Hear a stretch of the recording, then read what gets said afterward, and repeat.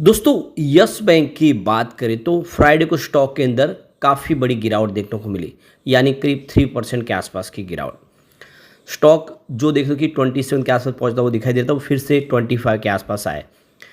क्या इस लेवल पे हमें यस बैंक में खरीदारी करनी चाहिए?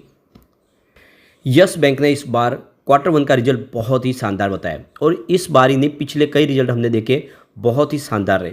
लेकिन रिजल्ट बेहतर आने के बावजूद भी ब्रोकरेज हाउस लगातार इसको लेकर निगेटिव कमेंट्स ही करते हैं और जिसकी वजह से शेयर की प्राइस नीचे आती है। अब यहाँ पे जो सबसे बड़ी जो इसकी प्रॉब्लम है वो है कि यहाँ पे प्रमोटर अभी फ़िलहाल यस बैंक में नहीं है। प्रमोटर के तौर पे बैंक है एसबीआई और दूसरी बैंकें जो यहाँ पे रह नहीं सकती आरबीआई के रूल्स के तहत, उनको यहाँ से निकलना होगा और इसीलिए ये पूरा का पूरा यहाँ पे फैसला कि किस तरह से आगे बढ़ेगा, इसको लेकर कुछ अपडेट है जिसको इस वीडियो के माध्यम से डिस्कस करेंगे और जानने की कोशिश करेंगे आखिर यस बैंक में आगे क्या होने जा रहा है और क्या इस मौके का हमें फ़ायदा उठा के इन्वेस्टमेंट इस लेवल पे करना चाहिए या फिर यहाँ से निकल जाना चाहिए। लेकिन फ्रेंड, उससे पहले अगर आप पहली बार हमारे चैनल पे आए तो चैनल को सब्सक्राइब कर दीजिए, एक बेल आइकॉन दबा दीजिए ताकि जब भी नया वीडियो बने पहला नोटिफिकेशन आपको मिले। वीडियो पसंद आए तो लाइक से जरूर कीजिए। चलो फ्रेंड्स, वीडियो स्टार्ट करते हैं। मैं हूँ आपका दोस्त एस बी दवे और हमारे अपने चैनल ऑनलाइन कमाई में आपका बहुत बहुत स्वागत है। सबसे पहले फ्राइडे के कारोबार की बात कर ले तो स्टॉक की शुरुआत तो निगेटिव ही हुई 25.70 पर। गुरुवार की क्लोजिंग 26.28 के आसपास थी। इंट्राडे में 25.35 का हाई भी लो बन गया, लेकिन जो हाई है वो 26.02 का है। तो 26 का स्तर तो छुआ लेकिन गिरावट में ही रहा पूरे दिन स्टॉक और अंत में 25.52 के आसपास क्लोजिंग रही, जहाँ पे 2.89% की गिरावट देखने को मिली, यानी निचले स्तर पर ही गिरावट रही। अब ये आप देख सकते हो इसकी परफॉर्मेंस अगर हम देखें तो पूरे जून महीने में स्टॉक 23 के आसपास ही रहा। कभी इसमें 24 होगा तो कभी 22 होगा, लेकिन फाइनली अगर पूरे दिन का अप डाउन देखें तो आपको 23 पूरे दिन में एक बार दिखाई देगा। यानी बिल्कुल जून महीने में सीमित दायरे में स्टॉक ने ट्रेड किया 23 के आसपास ही। इससे एक बात समझ में आ रही है कि ठहराव सा आ गया स्टॉक के अंदर।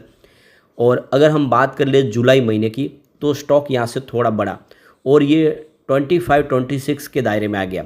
तो जो स्टॉक 23 के आसपास ट्रेड करता है, आप देख दो कि वो जुलाई महीने में 25 से 26 के आसपास इसने ट्रेड किया है। बीच में जरूर आपको ये 24 तक भी जाता हुआ दिखाई दिया होगा, लेकिन फिर से उस लेवल पे आए। तो एक बात तो क्लियरली समझ में आ रही है कि प्राइस तो बढ़ी है। जून के मुकाबले जुलाई में जो 22-23 के आसपास ट्रेड करने वाला स्टॉक था वो 25-26 तक पहुँचा है और आने वाले समय संभावना पॉजिटिव बन सकती है। इसमें खरीदारी की संभावना दिख रही है। अब यहाँ पे जो बड़ी अपडेट निकल के आ रही है, यस बैंक ने एक्सचेंज को नोटिस के माध्यम से जो जानकारी दी है, यहाँ पे इन्वेस्टर मीटिंग होने जा रही है और ये मीटिंग देख सकते हो कि 18 से 20 नवंबर 2024 तक चलने जा रही है और ये फिजिकल रूप से होगी। तो आप देखो कि जो एनालिस्ट इंस्टीट्यूशनल इन्वेस्टर मीटिंग है, यह Anand Rathi conference G200 summit the rise of Bharat, इस नाम से ये कॉन्फ्रेंस होने जा रही है और आप देख सकते हो नाम से पता चल रहा है कि इसको ऑर्गेनाइज आनंद राठी की तरफ से किया जाएगा और ये कॉन्फ्रेंस फिजिकल रूप से मुंबई में होने जा रही है। ये देख सकते हो कि 3 दिन चलने वाली कॉन्फ्रेंस है। तो यहाँ पे ये भी कहा गया है कि इसका जो टाइम बदलाव हो सकता है उसकी जानकारी आगे जाके एक्सचेंज को दे दी जाएगी। फिलहाल टाइम डेट फिक्स कर दी गई, लेकिन हो सकता है कि ये डेट में भी बदलाव हो आगे जाके, तो उसकी जानकारी भी एक्सचेंज के साथ शेयर की जाएगी। तो देख सकते हो कि ये जो कॉन्फ्रेंस है इसमें कुछ बड़े फैसले लिए जा सकते हैं। 3 दिन की बड़ी मेगा कॉन्फ्रेंस है। आने वाले समय यस बैंक को लेकर भी कुछ बड़ी भूमिकाएँ देखने को मिल सकती है। अब जो अपडेट निकल के आ रही है, यस बैंक को लेकर बहुत सारे जो विदेशी निवेशक है वो बहुत ज़्यादा उत्साहित है, इसमें निवेश करना चाहते हैं। वो इसके अंदर प्रमोटर के तौर पे आना चाहते हैं, 51% के ऊपर की हिस्सेदारी लेना चाहते हैं। लेकिन क्या आरबीआई वाकई में इसके लिए इजाज़त देगा? तो पिछले कुछ समय से लगातार यस बैंक में हिस्सेदारी बेचने को लेकर चर्चा चल रही है, लेकिन अब आरबीआई ने स्टेक लेने में दिलचस्पी रखने वाली कंपनियों के सामने एक शर्त रख दी है। यस बैंक में जो कंपनियां कंट्रोलिंग स्टेक लेना चाहती है, आरबीआई ने उन कंपनियों को अपने डिमांड पर दोबारा गौर करने को कहा है। कंपनियों की अहम मांग है कि यस बैंक में मेजॉरिटी स्टेक लेना और उसे बरकरार रखना, और इस मांग की वजह से डील की प्रक्रिया इतनी लंबी खींच रही है। इस मामले की जानकारी रखने वाले लोगों ने बताया कि रेगुलेटर के साथ शुरुआती बातचीत के बाद संभावित खरीदारों को कहा गया है कि वो अपनी डील की कुछ शर्तों पर दोबारा विचार करें। सूत्रों के मुताबिक जो कंपनियां यस बैंक में स्टेक लेना चाहती है उनकी दो खास मांगे हैं। इससे पहले भी यही इन्वेस्टर खरीदार यस बैंक में अपनी 51% की स्टेक हिस्सेदारी बरकरार रखना चाहती हैं।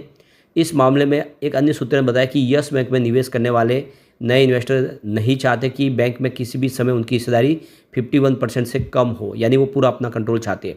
हालांकि बैंकिंग लाइसेंस के नियमों के मुताबिक ऑपरेशन शुरू करने के 15 साल के भीतर प्रमोटर को अपनी हिस्सेदारी घटाकर 26% करना होता है। तो इस मुश्किल से निकालने के लिए आरबीआई ने निवेशकों को धीरे धीरे हिस्सेदारी बेचने का प्रस्ताव दिया है, और क्योंकि हमेशा 51% की स्टेक होल्डिंग बनाए रखना मुश्किल होता है। तो यहाँ पे जो जानकारी निकल के आ रही है, आरबीआई ने किसी भी प्रमोटर को इस समय नियम में छूट नहीं दी है, लिहाजा इस बात की उम्मीद कम है कि यस बैंक के नए निवेशकों को ऐसी कोई सहूलियत मिलने वाली है। इतना ही नहीं, किसी एक निवेशक के पास 51% स्टेक बनाए रखने के लिए रेगुलेटरी नियमों में भी बदलाव करना होगा, क्योंकि फिलहाल किसी प्राइवेट सेक्टर के बैंक में निवेशक की हिस्सेदारी 15% से ज़्यादा नहीं हो सकती। निवेशकों ने बैंकों में 51% की हिस्सेदारी के साथ बराबर की वोटिंग राइट्स भी मांगी है। इस मामले की जानकारी रखने वाले लोगों ने बताया कि वोटिंग राइट्स 26% की लिमिट है। ऐसे में रेगुलेटर के इस मामले में कोई छूट की कोई उम्मीद नहीं, यानी एक तरह से देखें तो ऐसा संभव नहीं है। और रिजर्व बैंक की तरफ से जो शुरुआती फीडबैक दिया है उसमें बताया गया कि यस बैंक में निवेश की संभावनाओं का दोबारा मूल्यांकन कर सकते हैं। तो यहाँ पे मीडिया रिपोर्ट के मुताबिक फर्स्ट आबू धाबी बैंक यानी एफएबी और जापान के मिजुहो ग्रुप से यस बैंक में कंट्रोलिंग स्टेक खरीदने की दिलचस्पी दिखाई है। ये दोनों यस बैंक में एसबीआई की 24% की स्टेक लेना चाहते हैं। इस मामले की जानकारी रखने वाले एक अन्य सूत्र ने भी कहा कि जो लोग यस बैंक में हिस्सेदारी लेना चाहते हैं उन्हें इस डील से जुड़ी दिक्कतों की जानकारी है। मुमकिन है कि वो अपना प्रपोजल लेकर दोबारा रेगुलेटर के पास जाएंगे। तो यहाँ पे देखो कि मुमकिन है कि नए निवेशक 26% वोटिंग राइट्स पर मान जाए, क्योंकि भारत में यह नियम है, लेकिन वो चाहेंगे कि 51% की हिस्सेदारी उनको ज़रूर मिले। और एक अन्य शख्स ने बताया कि ज़्यादातर फॉरेन बैंक अपने देशों में इसी तरह काम करते हैं, लिहाजा भारत में भी वो अपनी हिस्सेदारी छोड़ने के लिए उनके लिए टफ हो सकता है। इनको मेजॉरिटी स्टेक होल्डर बनना चाहते हैं वो। तो यहाँ पे आरबीआई के रूल्स क्या है? जिन निवेशकों ने यस बैंक में हिस्सेदारी खरीदने में दिलचस्पी दिखाई है, अभी सिर्फ उनके ब्रांच इंडिया में है। बैंकिंग नियमों के मुताबिक किसी भी विदेशी बैंक की 100% की हिस्सेदारी वाली सब्सिडी ही कंपनी प्राइवेट बैंक में स्टेक ले सकती है, यानी उनकी अगर 100% सब्सिडी वाली इंडिया की कंपनी है तभी वो स्टेक ले सकती है। यही वजह है कि विदेशी बैंक अपनी सब्सिडीज बनाते ताकि लोकल बैंकों की तरह उनकी ब्रांच भी काम कर सके। लेकिन यस बैंक के मामले में 100% सब्सिडीज स्ट्रक्चर वाली कंपनी को चुनना मुमकिन नहीं है, क्योंकि यस बैंक लिस्टेड कंपनी है। इसके अलावा एफडीआई के नियम भी किसी भारतीय बैंक में विदेशी निवेशकों को मालिकाना हक देने की मंजूरी नहीं देता है। मौजूदा एफडीआई के नियमों के मुताबिक विदेशी हिस्सेदारी भारतीय बैंकों में 74% से ज़्यादा नहीं हो सकती, लेकिन हिस्सेदारी किसी एक बैंक को नहीं बल्कि कुल बैंकों की टोटल हिस्सेदारी मिलाकर होती है। यानी किसी एक के पास इतनी स्टेक नहीं हो सकती, अलग अलग मिलकर ले सकते हैं। किसी एक बैंक में विदेशी निवेशक की हिस्सेदारी किसी भी सूरत में 15% से ज़्यादा नहीं हो सकती।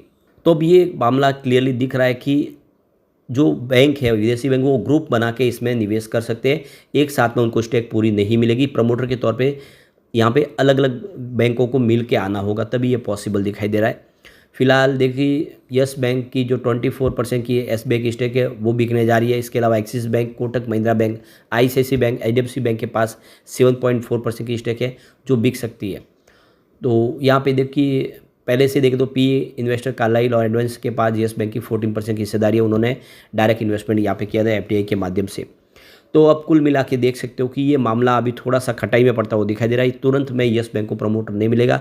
आरबीआई के जो रूल्स है वो आड़े आएंगे, और वो जो निवेशक है वो भी चाहते हैं मेजॉरिटी स्टेक होल्डर। ऐसे में संभावना भी थोड़ी धूमिल दिख रही है, लेकिन देखना होगा आने वाले समय क्या बदलाव होता है। लेकिन यस बैंक अपनी सेहत के दम पे ही आगे बढ़ रहा है। इसमें प्रमोटर हो ना हो, कारोबार बिल्कुल पटरी पे है, और ऐसे में इसकी जो प्राइस है बहुत ही कम है, क्योंकि 400 के आसपास स्टॉक 2018 के पहले हुआ करता था। अब ये अगर 25 रुपये के आसपास है तो खरीदने में कोई गुरेज नहीं। आने वाले समय आपको बेहतर रिटर्न देगा ही। लेकिन फ्रेंड, कोई भी इन्वेस्टमेंट करने से पहले अपने फाइनेंशियल एडवाइजर से बड़े ले ले या अपना खुद का रिसर्च करें, क्योंकि मैंने वीडियो आपके एजुकेशनल पर्पज़ के लिए ही बनाए। वीडियो पसंद आए तो लाइक शेयर जरूर कीजिए और चैनल को सब्सक्राइब कर दीजिए। Thank you friends.